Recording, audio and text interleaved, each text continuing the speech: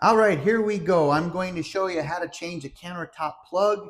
It's not a video about you're doing it wrong. It's just a video to show you how I do it, and hopefully you learn something from this. And so let's get to it. All right, you're going to need a replacement receptacle. You're going to need something to tell you if the power is on or off, whether it's a voltage sensor, a plug tester, or a multimeter. All right, and a flathead screwdriver and a green Robertson screwdriver. All right. And of course, safety first. So make sure you got your safety glasses on because you only got two lookers. And if you poke them out, you're not going to get them back. First step we need to do is make sure that the power is off. So if I use my plug tester, I can see that the power is on. And we're going to find a breaker and we'll be right back. So as you can see, the power is now off. And I'll check both ends of that plug. Sure enough, the power's off. All right, let's get to it. Flathead screwdriver, get that plate off.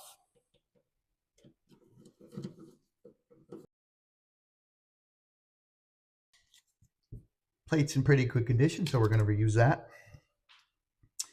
And you can see we just got some paint on here. That's all right. Green Robertson, get those screws out.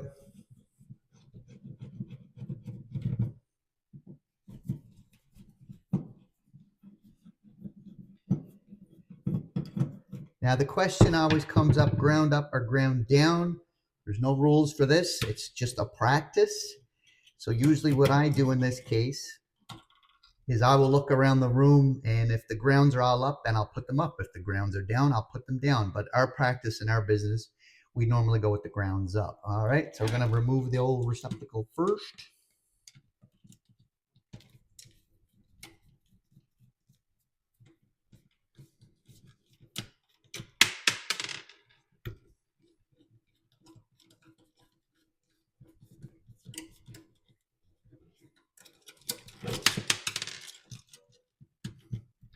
And if your screws are all busted and don't want to come out, then just take your side cutters and just cut them off. Cut them off clean right here.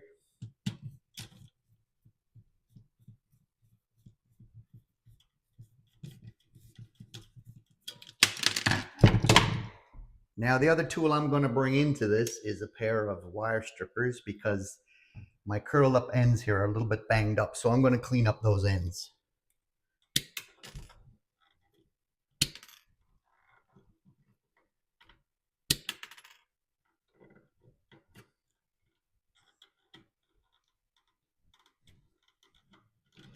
All right, so we have our ground wire, we have our neutral wire, and we have two hot wires because a countertop plug is generally a utility plug. So they give you two circuits to run so that you can plug in more than one device, especially like a coffee maker, a toaster, anything that draws a lot of power or makes heat is going to draw a lot of power. And if you plug in two at the same time, you're going to trip your breaker. All right.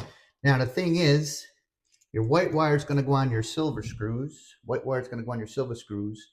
And your hot lines are going to go on your gold color screws right here. Here's the thing, though. We have two circuits. So there's a little tab right in here that you got to remove. All right.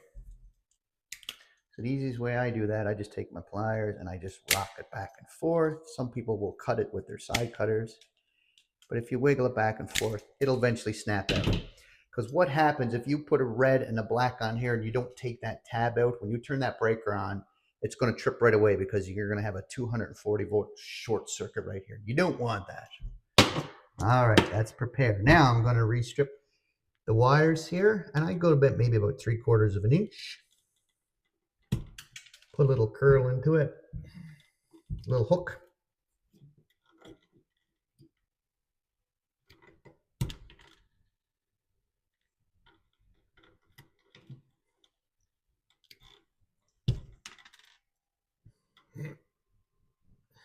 Okay, green Robertson to replace them. And the wire is always going to go in the direction that the screw tightens, all right?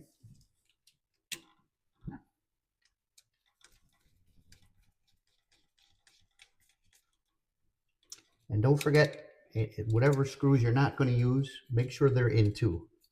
You don't need them coming in contact with the box. And don't forget your bond wire. Put that back on as well.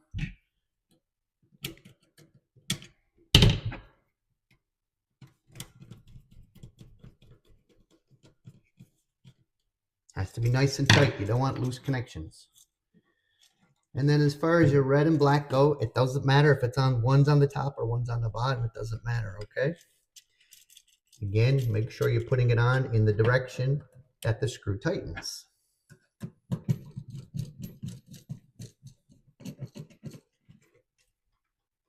Nice and tight. You don't want loose connections. A loose connection will cause arcing. Arcing will cause burning. Yes, and I'm a little bit shaky here. That's all right. Didn't have my morning coffee. There. All right. Then you want to shape your wires so that they go in the box nice.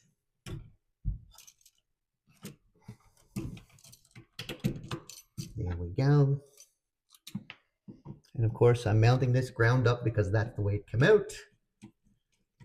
Now, if the homeowner requests that the grounds are down, because some people like the look of the plugs looking like a little happy face, then do what the customer wants.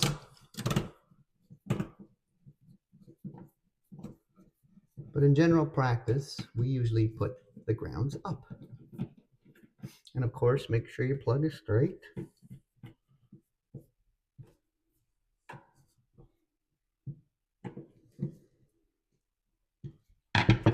Plate's still in good condition, so I'm going to reuse that.